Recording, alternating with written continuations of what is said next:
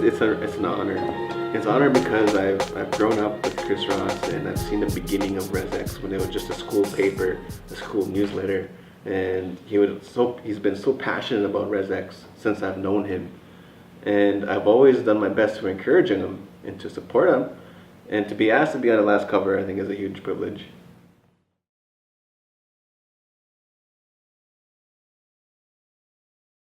The decision to accept the nomination for council was a decision of a lifetime. The reason why that is because the experience has been priceless, it's been profound, it's been nutrients for my soul and my character. And it's not something that I pursued. I never pursued to be in politics. It's just something that has gradually unfolded. The quick story of it is I went to listen to the nominations 4 years ago. And I was standing in the back of the hall, and two young women came and asked me with tears in their eyes, can you run for your council? We're going to nominate you for council. And growing up, one of the things my late dad shared with me was when somebody asks you to step up like that, you don't say no. It's not something that you're supposed to refuse. And so I accepted, and I told them I'm not going to campaign. I'll do a nomination speech, but I'm not going to campaign. I'm going to go home and see how it unfolds. And they agreed. And then come time to election day, I got in and got the second highest votes. And then so began the journey of being in the band office and administrating that system. And it has been both traumatic, it's been frustrating, it's been agonizing, but it's also been joyful as well from the learning that I've had. And also experiencing the ruthlessness of the system and the cold-heartedness of the expectations that system throws on you or imposes on you. And it's a test to my morals, it was a test to my values, it was a test to who I am. And knowing who I am and where I come from, it was like testing that and trying to get me to turn my back away from what raised me. So it was a fight within myself also.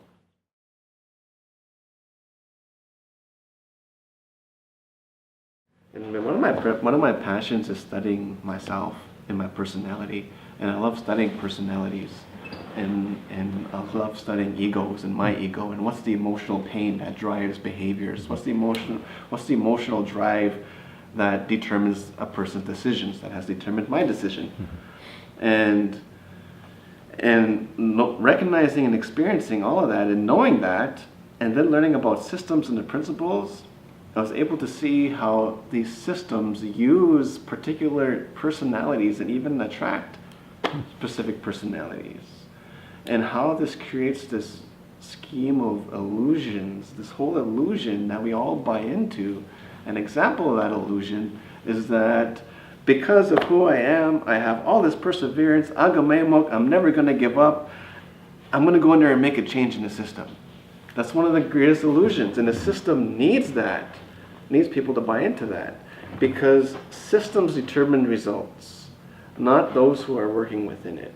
And so what happens in these 4 years is it creates this hamster wheel of politicians where the system chews new people and literally shits them out and replaces them with new faces.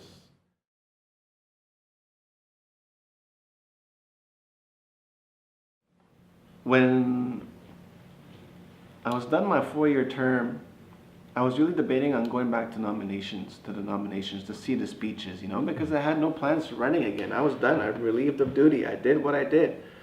I did all the best I can. And the night before nominations, a lady inboxed me on Facebook, and she said, if you show up at nominations tomorrow, we're going to nominate you for chief.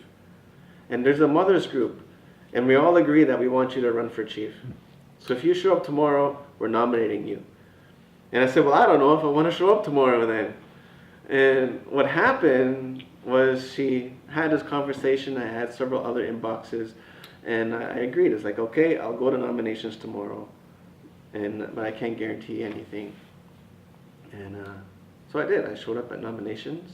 None of the ladies were there who inboxed me. So okay, cool. So I guess it's not meant to be. And right at the last minute, there was probably about 10 seconds of silence. Are there any more nominators? Right at the last second, the lady walks in from the hall and says, I nominate Colby Tootoosis for chief. And everybody was looking around. It's like this shock and awe moment. And they asked if you accept, and I accepted.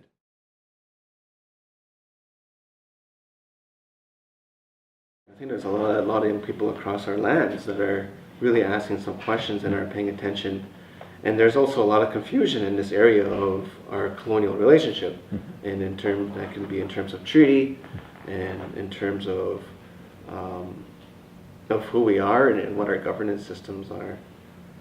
And if you're to ask, and somebody did ask me, well, if you're not campaigning, you're not making these promises, what are you going to do when you get in there then? And that goes with what people say when, like, oftentimes people they'll look at you, Marcel, or they'll look at somebody who has,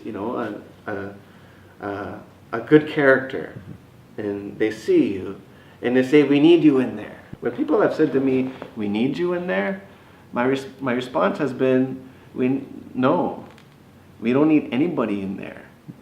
We need our alternative.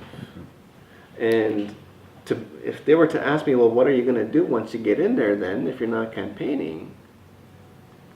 My response has been, I'm going to break the rules. Because when you break the rules, you're obstructing the system. But that's not something I can do alone. The people have to stand by a person who's willing to break the rules. And that's not something that's very common. Oftentimes, if somebody's going to break the rules, they stand alone. And the truth is, I'm not speaking in terms of homemaker, but I'm speaking in a really broad context right now. The truth is, a lot of our people are chicken shit to break the rules. But there's a small amount of people who are willing to do that. And there's a reason for that. And the invitation for young people is to pay attention to that and begin to do the work inside themselves, so that that fear that prevents us from breaking the rules begins to dissolve, and that passion becomes revealed, as that can guide us as a collective to do what's appropriate.